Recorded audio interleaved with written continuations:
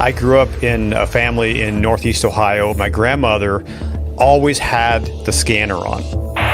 You know, I always had that curiosity of what's going on, what are they doing, how are they, responding to these emergencies. If someone's willing to sit in front of a camera and tell some of the darkest things in their life and expose that to the world, I take that very seriously. What I've heard from all of the subjects in my film is that I think my story can help someone else. If it can help someone else, I'm willing to tell it. I'm willing to tell the darkest, dirtiest secrets in my life if it helps someone else. Welcome to Responder Resilience, along with my co-host Bonnie Rumley, LCSW EMTB. I'm David Dashinger. In this episode, we'll be speaking with award-winning filmmaker Conrad Weaver about PTSD911. It's a documentary film about first responder post-traumatic stress. He invites you to like and subscribe. Our YouTube channel is Responder Resilience. We're on Facebook, Responder Wellness Inc., bbsradio.com, Apple Podcasts, Spotify, all the platforms for podcasts. And also our website is respondertv.com. All the past episodes and guest information is there. We'll be right back to speak with Conrad after this. In this family, more of us die by our own hands than by the hazards of the job. In this family, up to a quarter of 911 dispatchers have symptoms of PTSD.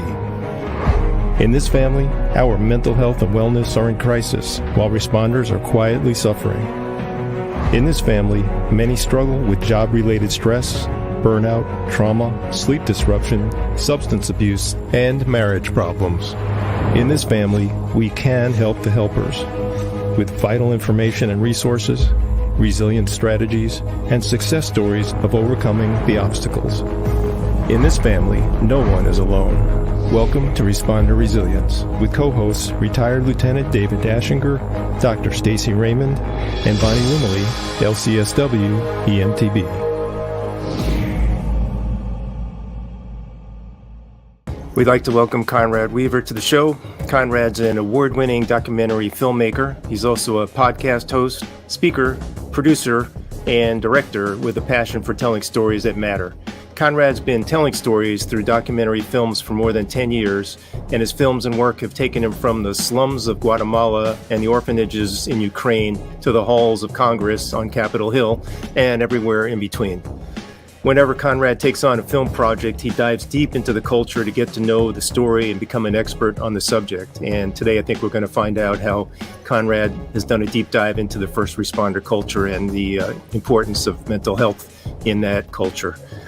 Conrad's films have won many prestigious awards, including a regional Emmy Award. And with his film PTSD911, Conrad is passionate about raising awareness, ending the mental health stigma, and inspiring systematic change within departments and agencies. Another point we'd love to talk about is that change within the agencies and departments. I went to a really dark place in my mind where suicide became an option. I was going through a divorce. I had lost a lot of relationships with people, and I was isolating. While I was trying to heal from the traumas that had put me in the position that I was in, I suddenly lost all the support of all the guys I worked with. Yeah, shots fired. Shots fired on both the roof. Starting him up. I felt guilty that he died. About 15 minutes in, I'm just listening, and all you can hear is just people screaming. I was only 2 years into my career with Boston at this point. I was so hypervigilant, and I couldn't shut my brain off. They told me that I had PTSD and that they would give me some pills that would basically remove me from my feelings.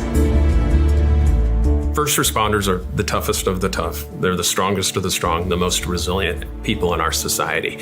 And they heroically sign up for these very, very difficult jobs in which, as a society, we outsource all of our trauma to them. I remember the moment I was like, okay, I was up all night. It was just trauma after trauma after trauma. You know, the novelty of the job wore off really quick. I couldn't think of how to get help without ruining my job. There's a stigma in the profession That creates a barrier, a stigma in their agencies that prevents them from getting the help they need. I didn't have somebody to talk to. I didn't have somebody that understood. There was a part of me that said, okay, pick up the phone, call this person. This is how you're going to get yourself out of this skillfully and safely. I look back at that period of my life and I just felt so completely, utterly isolated. My ego wants to stop me from doing that. It wants to tell me, you got this. You don't need to let anybody know that this is going on. Right now, our profession is being challenged. We're going through a really, really difficult season. There's no time like the present where officer wellness has to be your number one priority. We have to do a better job as leadership in our profession to understand that is what we're dealing with, people. And I think it's really important that is our number one resource, and when that it has to be our number one priority moving forward if we want to change this profession. Man, it's so much better when you have really amazing people in your life that you can walk through this stuff with. You don't have to do it alone.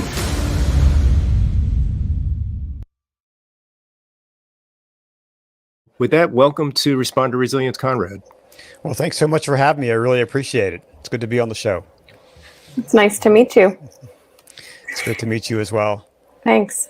Well, let's dive right into the meat. How did you get started working on a documentary for first responders? Because it's quite a unique bunch that a lot of people don't really know a lot about in the mainstream. Yeah, you're right. And so it came about by a previous film that I worked on. In 2018, I released a film called Heroin's Grip. It's a story about the opioid crisis. And I filmed that here locally in Maryland, where I live. And over the course of those 2 years that I worked on that film, I was invited to do ride-alongs with the sheriff's department, with the police department, and with fire and EMS. And so I got a firsthand look at the opioid crisis through their eyes. And on one of those calls that I was with a police officer, and one of those calls, we were called to a fatal overdose scene. And, you know, for the first responders on scene, it was just another Tuesday. But for me as a civilian, it was an experience that I'll never forget. And on my drive home that afternoon, I was trying to clear the cobwebs in my mind, trying to figure out what I just had experienced. And I started then to think about the first responders on scene and their repeated exposure to scenes like that and scenes that are way worse than that. And so I started Googling this. I started searching, researching, and discovered this whole issue of post-traumatic stress in the first responder community. And as a business guy, as a filmmaker, I always say, okay, who's my competition? Who else has told this story? And so I started looking for other documentaries about this subject, found tons of films about, you know, returning veterans and their issues, but nearly nothing about first responders. And so I said, you know what, this is an important subject. I need to do a deep dive here. And so that's what I did over the past 3 years. Well, I imagine this deep dive, you've learned quite a few things about first responders and the subject of mental health within that community. So can you talk about what you've learned and maybe share some stories about ways that you've seen this topic handled in first responders? Yeah, absolutely. You know, I want to back up as, you know, I have a degree in psychology. Way back, you know, many moons ago, I was in college and I thought I'd go into medical school, and that kind of didn't turn out so well. So I decided to go into the mental health field. And so I studied psychology and worked in a psychiatric hospital for a number of years. And so the issue of mental health has been kind of on my mind ever since then. And so doing a story about mental health and first responders is really kind of a natural fit for me. Because the other part of my life, I grew up in a family in Northeast Ohio. My grandmother always had the scanner on. She had a scanner sitting on the shelf, and whenever we would come to Grandma's house, you know, the scanner was there. It was a small rural community, so there wasn't a whole lot of activity, but you know, it was still there. And so, and I kind of joke with my kids, you know, I've become my grandmother because now I have my app on my phone, and every time I hear sirens, the scanner comes on to find out what's going on. And so, you know, I always had that curiosity of what's going on? What are they doing? How are they, you know, responding to these emergencies? And, you know, I live in Emmitsburg, Maryland. And, you know, if you're in the fire community, you probably know about Emmitsburg. In fact, we had our big event this weekend. The National Fallen Firefighter Memorial was this weekend. And so Emmitsburg is kind of the hub for a lot of fire activity. And so I've built relationships with our local volunteer fire department, and they actually invited me to, I have the I Am Responding app on my phone. And so they invited me to jump on a truck whenever there's an emergency. And so I can go and shoot photos and video. But as I learned more about the issue of mental health and wellness with the first responder community, I started seeing first responders through a different set of lenses. That, rightly so, we say the first responders are heroes. They run into burning buildings. They run toward the gunshots. They, do all these amazing things. But yet we often forget, as civilians, we forget that they're also human beings. They're human beings with families, with feelings, with emotions, with struggles, just like all the rest of us do. And yet they respond to things that no one should see. And they get involved in situations that no one should ever be involved in. And, then also, thinking of my dispatcher friends, they hear things that no one should have to hear. And yet they do it over and over and over again. And those things build up.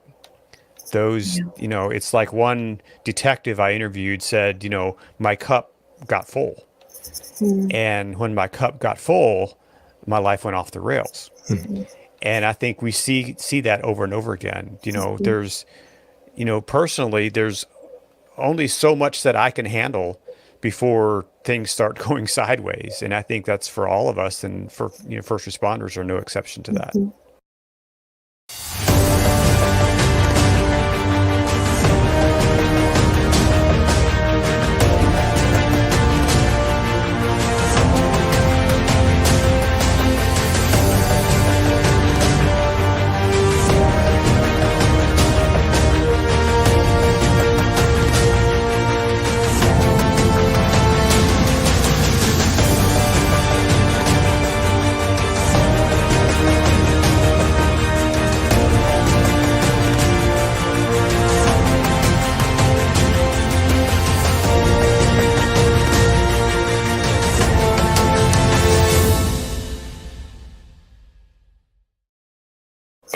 I'm sitting here listening to what you're saying, Conrad, and I'm also an EMT, not just a trauma therapist. And some of the pattern I think that we get into, for some of us, it's jumping right back into our childhood, right? It's like jumping right back into times and things we shouldn't have been involved in or seen then either. Absolutely. And so there's this strange comfort level, I think, and you've probably stumbled upon this with some of your first responders. They're used to dealing with this chaos and havoc and being the calm in the storm, if you will. It's surprising that, many of the first responders that, in fact, the three primary characters in my film, their childhoods all had trauma. Yes. And I'm finding that across the country that many first responders, and probably because the reason they became first responders was like, what's his name? His mom always said, "Look for the helpers." The TV show for kids. Mr. Rogers. Mr. Rogers. Yeah. Always look for the helpers, and I think that's what happened with many first responders. If you grew up in chaos, you looked for the helpers, and then you became a helper. Yeah. It's that topic is actually something that Stacy, our colleague, and I are going to be speaking about on another podcast this weekend, because it's a fascinating topic that in so many ways, being a first responder can give someone who's been through that kind of chaotic childhood, or maybe without a functional family, the opportunity to kind of fix some of these situations as they go out and respond in the world. So, it's so interesting you touched on that, Conrad. One of the things that, and I'm not going to go too deep into this because you have to watch the film to get more, but one of the psychologists that we are working with, he talks about how our emotions and a critical incident in an event, that emotion gets attached to that event, and it's really the meaning behind the event, the emotion. And so it's oftentimes those events that have happened in our past that create meaning toward an event that happens now. And so that's often where that trauma, comes into play. And I would agree with that. We see that in EMDR all the time, where someone is coming in not for the event, but for the feeling that they have about themselves as a result of the event. And that similar feeling is usually threaded with past memories. So we see the exact same thing that you're stumbling on. Yeah. And we kind of dive into that a little bit with our firefighter in our film. And he talks about those the things that have happened in his childhood and how that impacts him today. Conrad, I'm looking at the poster for your film PTSD911, and it does have a firefighter with a very, I would say, intense expression. Can you talk a little bit about that photo and how it relates to the film? Sure. I took that photo about 5 or 6 years ago, right here in Emmitsburg. One morning I got up and I work from my home office here, and we have a volunteer fire station, and I heard the siren go off, as it does many times when there's a call. And so typical me, I get on the app, I find out what's going on. Oh, there's a fire downtown Emmitsburg. It's right on Main Street. And so I look out the front door, I see the smoke, I grab my camera and I run. And I go up the Main Street, and there's an apartment building on fire there. And it ends up, we lost 2 lives that day in that fire. And in the aftermath, I was kind of hanging around with the firefighters and the people on the road there. And Josh Brotherton is that firefighter's name. He's the lieutenant. And I just happened to snap that photo just of him kind of looking, off into the distance. And I just recently, in talking with one of the chiefs, he said, yeah, Josh was the primary on that fire. He was first in and helped pull one of those bodies out. And that was just literally probably 15 minutes after that happened when I snapped that photo. And so Josh, obviously, he gave me permission to use the photo and as the, for the poster. But that was really raw. It was very real. It's, it's not posed. It was just that emotion. You can see the emotion in his eyes. You can see that feeling of that, just that look of what did I just experience. And so I'm really thankful that Josh allowed me to use that photo, because it really speaks to what the subject is about. Well, I commend you for using something raw and vulnerable in that way, because I think first responders are often portrayed in the media or in Hollywood. There's always this glamour about it. And I think that what you're describing and your picture shows that it's unglamorous. It's a bad day for us when we have to be with someone who's perished. We feel that. Yeah. And I think using that kind of a picture is good, because that in and of itself breaks through some of the stigma and some of the glorifying, glamorizing that happens with the media.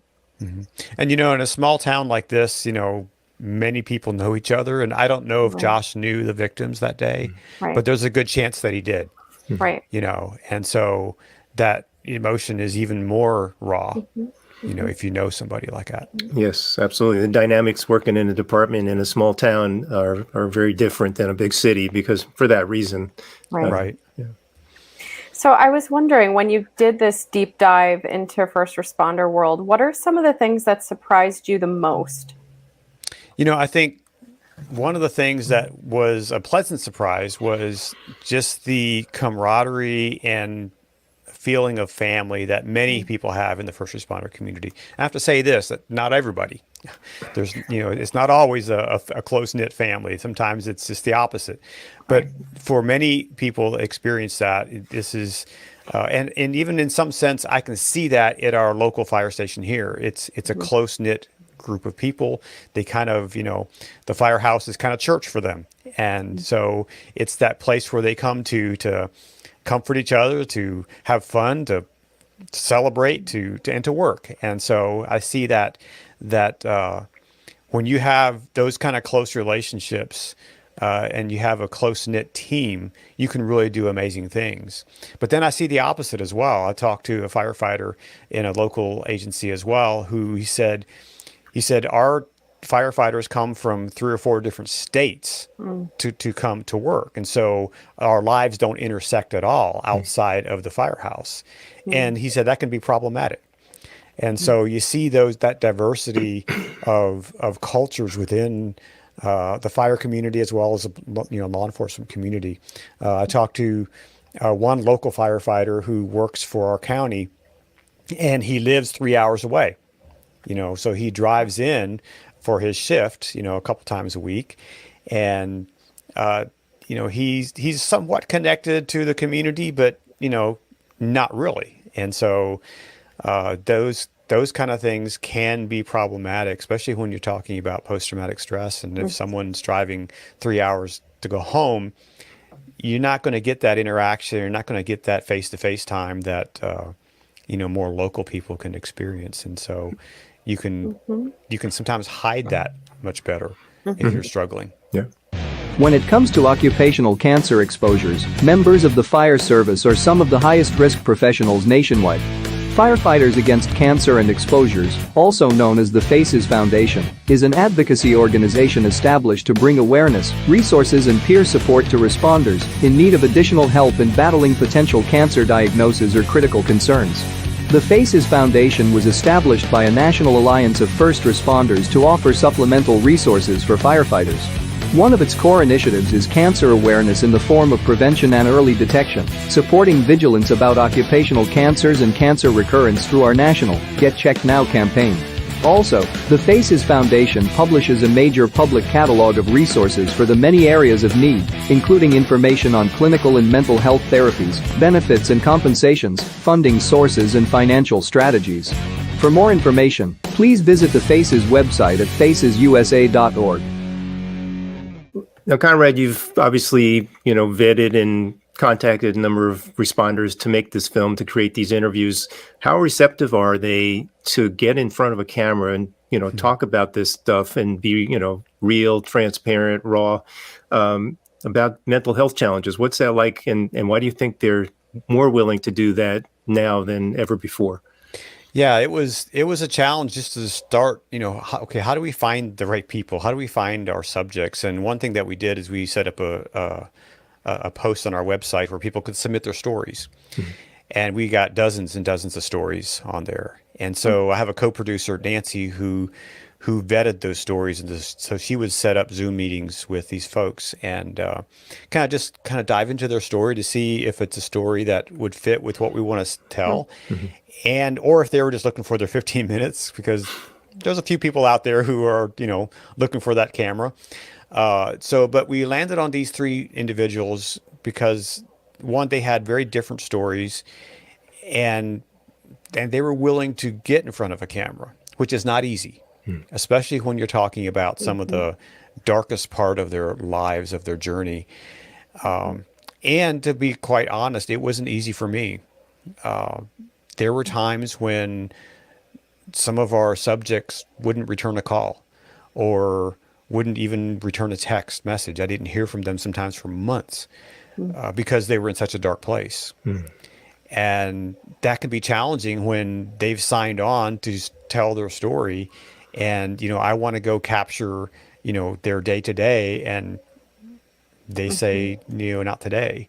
I'm not there today. Or they don't even respond. And so that was a bit of a challenge for me. But I take that responsibility very seriously. If someone's willing to sit in front of a camera and tell some of the darkest things in their life and expose that to the world, for the whole world to see, I take that very seriously. And I want to do them right. I want to tell the story in an honest and authentic way. But what I've heard from all of the subjects in my film is that I think my story can help someone else. If it can help someone else, I'm willing to tell it. I'm willing to tell the darkest, dirtiest secrets of my life if it helps someone else. And that's what gives me hope. And I think it gives them hope. It gives them a sense of perhaps going through all these challenges, I hate to say this, but maybe it was worth it if it makes an impact for someone else's life. And, I had one of my subjects that called me one day and they said, "You probably don't want me in your film anymore," because I picked up again. They started drinking again.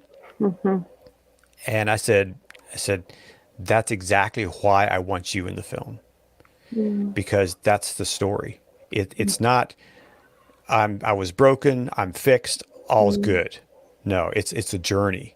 And, my desire for all of my subjects was to track with them on their journey, wherever that led, good or bad. And, that was the story I wanted to tell, because I didn't want to wrap it up in a pretty bow and say, here's the solution, everybody's better, let's go, drink margaritas. That's not how it works. And so we wanted to be authentic to that story. So, Conrad, who are you making this documentary for? That's a great question. I think there's a couple of sets of people that I'm making it for. First, I'm making it for the first responder. I'm wanting the first responders to see that it is possible, it is okay to ask for help. And here's someone who did. Here's, a big, tough, tattooed firefighter who was broken and asked for help, got broken again, reached out for help again, and had this journey. And so I'm making it for those first responders who perhaps say, "Not me, I'm a tough guy, doesn't bother me."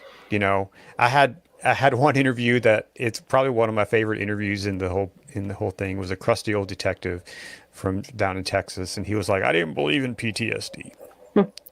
That was just for the weak-minded, until my life went off the rails." And so the first audience I have is really those first responders, for the rank and file, but also for the command staff and the leaders who may not be on, put this, rub some dirt on it, you'll be fine. No, you won't be fine. I want those leaders to see, here are leaders in our, whether it's a police agency or a fire or a 911 center, here are leaders who are making changes, who are seeing the value of creating a culture of wellness, not just programs of wellness, but a culture of wellness that it permeates everything. And we found some of those agencies that are doing amazing work, and we can't wait to share those stories, because we think that will inspire other leaders to say, you know what, if they can do it there, we can do it here. Because I had one chief, and I won't say exactly what he said because I want you to watch the movie, but the words he said and the why behind of what they do was amazing. And it's making a huge difference. And we interviewed some of the people that were impacted by his decision of building this culture of wellness. And so, and the third audience I really want to reach is the general public. I think the general public really is clueless as to how trauma impacts first responders. We see the big red fire truck go down the road. We see the ambulance crew. We see the police officers. And we don't think about they have to go in and do things that no one should have to do. And when there's a suicide, or when there's a terrible accident, or there's other kinds of crazy things that happen, on top of, if you're a law enforcement officer, now you're a target, you have a target on your back. And so we don't see those and how that impacts our first responders. And so I want the general public to get a better understanding of that. Right. So those are my top three audience members. And it kind of is in line with our goals. And our goals are to raise awareness, to help break the stigma of asking for help, and to inspire change in agencies. I think it's wonderful, and I can't wait to see it. I know David and I will both be waiting for that date to come out so we can watch. What's interesting, as you were talking, and David may feel the same way that I do as a fellow first responder, but you kind of get these two polar opposite responses from civilians. It's either tell me your worst call, because they don't understand that no one really wants to tell someone who doesn't need to know about it what it was. Or once they find out what you do, they don't want to hear anything. So I think it can be a very polarizing experience to be with civilians at times. Yeah, and that's one thing that I've learned early on, never to ask what's your worst call. I don't know that I've ever done that, but I just kind of knew that probably was a cool thing to do. And even in the film, in fact, we had a preview of the film on Monday and at a local theater, and invited some people to come, some first responders and some others to come, just to kind of give me feedback before we go into final edits. And I had someone say, we could probably use some more, more graphic scenes and stuff. I said, probably not, because if you're a first responder, you've seen all that stuff, and why do you need to be traumatized by it again? And so that's not, I don't want to go down that path of just putting graphic stuff up just for the sake of, shock value. That's not my style. And so if you're coming to this film expecting to see that, you're going to be disappointed, because that's not there. We don't mince words and stories, but we stay away from gratuitous trauma, and that's intentional. Won't stop tonight. Won't stop tonight. I won't stop tonight. Stick it to your memory, and this is where we give them all. I know it's tough.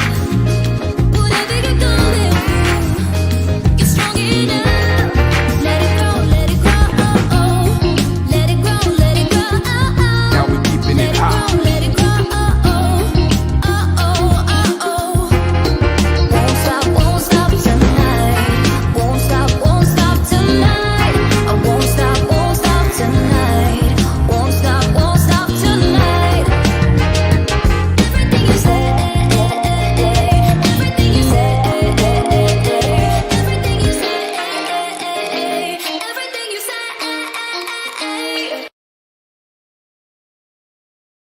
Well, just to back up on some of the things you mentioned earlier, the fact that you have really three target audiences that this film can speak to me is, I think it's incredible, especially in, my heart is the part of leadership, and that you have leaders who are so intent on changing the culture, committed to changing the culture. And I think that's going to have a huge impact on the responder community, especially the leadership out there, because I think the rank and file, is probably pretty aware that these problems exist and that they need help.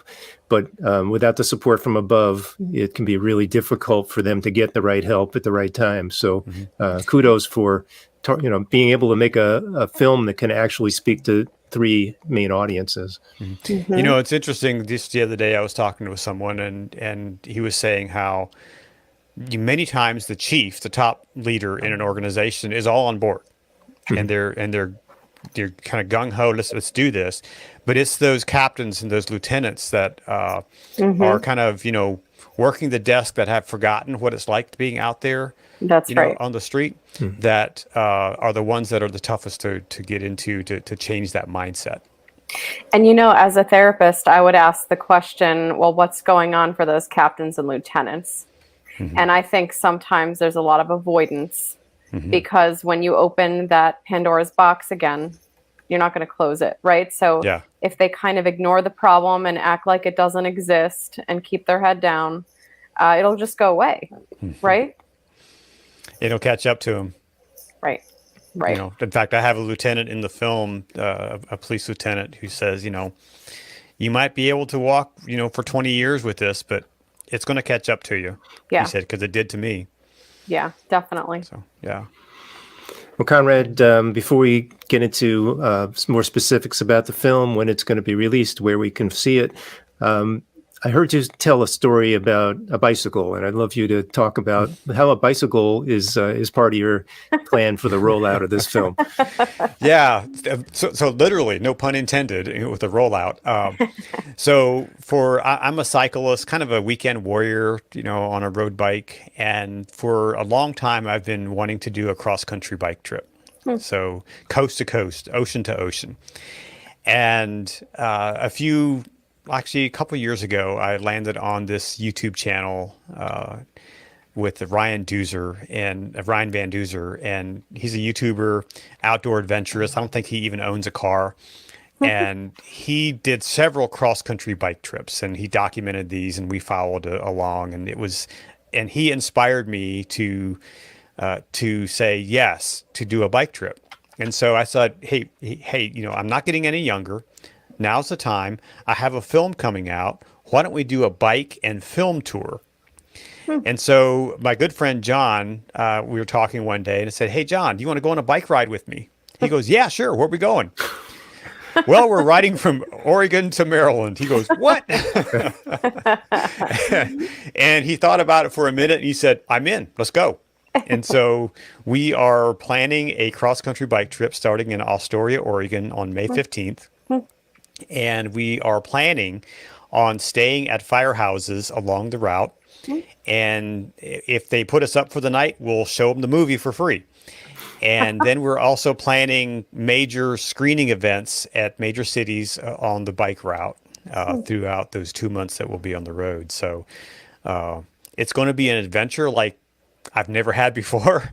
So it sounds like another documentary film in itself. And you know what? I'm a filmmaker, so of course we're gonna document this thing. I got to learn how to fly my drone while riding my bike, though. Oh yeah, that'll be an advanced skill. Yeah. That'll be amazing. Well, instead of men in kilts, it'll be men on bikes and firehouses. Right. And so we welcome people. Once we're going to announce the route here shortly. We just finished mapping it out, and we're going to announce the route in the major cities shortly. And we welcome anybody to come join us for a day or two or a week or 5, to join us on the route. We would love if you once we announce the route and you see that your region is in our sites, we'd love to get an invitation to stay and to sleep and to shower and maybe some food, and it's brilliant. We'll show a movie. It's brilliant using firehouses as your way stations or overnights because as you mentioned, they have all those essential things, but also great mechanical skills if you have to fix a bike. So. Absolutely, and I can't announce this yet, but we're close to landing a major sponsor for bikes. Okay. It's really super exciting. So I can't announce it yet, but that's coming. Yeah. Well, it sounds like a really cool adventure, and I want to hear more about it as that gets nearer.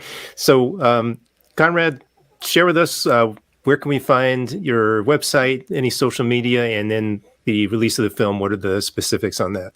Yep, you can find all the information about the film at PTSD911.com. Mm-hmm. If you just go there, you can sign up for our email newsletters that we send out each week that gives you updates. And if you're on our email list, you're kind of the insider group and you get the advanced knowledge of everything. You can also book a screening. There's a button there. It says book a screening. And if you fill out that form, my wonderful assistant will get back in touch with you to start talking about dates and places and all the details to book a screening event. And we'll also have all the information about the cities that we're going to go to. The bike ride information will be there eventually. Mm-hmm. What's the time frame for screenings? So we are premiering the film in Irving, Texas on November 3rd this year. So wow. That premiere is coming up in about 3 weeks. Yeah. And so we're really excited. We chose the Dallas-Fort Worth area because of one of our major agencies that we're working with is there. NAMI, the National Alliance on Mental Illness, their Texas chapter has a conference that week, and COPS, the Concerns of Police Survivors, also has a conference that week. And so it kind of all worked to bring all those organizations together to, hey, let's do the film premiere there on that date. Originally, I was hoping to have it on October 28th, which is National First Responder Day. and I was going to have it in Washington, D.C., but then I learned that all the members of Congress are gone, and D.C. is a ghost town because of the elections coming up, and it's October, Congress is in recess. So I said, well, forget that. We'll come back to D.C. later. But so Dallas, the Dallas metro area is our premiere. And then we're still working on this, but we have a possibility of getting a national theatrical release through Fathom Events. We're talking to them. They want to preview the film, so I'll be sending them the film next week to preview. If that happens, we'll be in about 1,200 theaters nationwide sometime in January. So fingers crossed that may happen. But right now, what we're doing is we're booking screenings. I've got several dozen people we're talking to already about bringing the film to their community on top of our bike ride. So like I said, if you want to book a screening, there is some cost associated, but they're not that much. And if you get an organization together and raise some funds locally, you can have a really powerful screening event. And I encourage people to work with their local business partners and bring together the community, bring together your first responder groups to do these events, because I think it'll be a powerful event for your community. But then we're also planning we have kind of many tiers of this. We're also planning a digital release, a streaming release that will be a streaming event. And so we're at the national world premiere in Dallas. We are actually filming the Q&A session after the event. We have Tom Morris Jr. is our MC for that. He is, if you're familiar with Live PD, the show that got kicked off of A&E, well, Tom Morris was one of the co-hosts on Live PD. And so he's on our advisory board, and he's coming to Dallas to MC the Q&A. We're filming that, and then for the streaming premiere, we're going to replay that Q&A session as a part of the streaming premiere. And for the streaming, you'll buy a ticket for it, and your agency or your household can watch it together. And then later, it'll also be available on the streamers like Amazon and other platforms like that for the general public. But then here's probably the most exciting thing for me anyway, is we are creating a digital toolkit for first responder agencies. So that'll contain the film. It'll contain other things that were not included in the film that we feel that are important, as well as other resources from the National Alliance on Mental Illness, ICISF, and a few others that are helping us create a digital toolkit that will be made available for sale for agencies to use in training around the country. So that will be coming in early 23 as well. You have an exciting year ahead of you. I do. Well, Conrad, I wish you Godspeed, and I truly, truly thank you for shining a light on this issue. Well, it's been a pleasure and an honor to work with first responders. And, I've worked with a lot of different groups of people in the various films that I've produced. I've worked with farmers in the Midwest. I've worked with people with water issues in California and the far West. I've worked with the recovery community, working with the opioid film. And having worked now with first responder groups, I think it's one of my favorite groups of people because they really care. They really care about what they do. They really care for others. They serve their communities relentlessly. And that is amazing. And so I'm really grateful to have the privilege of telling the story. Thank you. Yeah, well, we look forward to the release, Conrad, and continued success with all these projects surrounding PTSD911, the movie. It's been a pleasure speaking with you today, and check out Conrad's website for all further information on this amazing project. We'd like to invite you to like and subscribe. Our YouTube channel is Responder Resilience. Facebook, Responder Wellness Inc. We're on bbsradio.com, Apple Podcasts, Spotify, all the podcast platforms. We're also on respondertv.com. That's our website where you can find the past episodes and guest information. Till the next time, stay safe, be kind to yourself. Take care.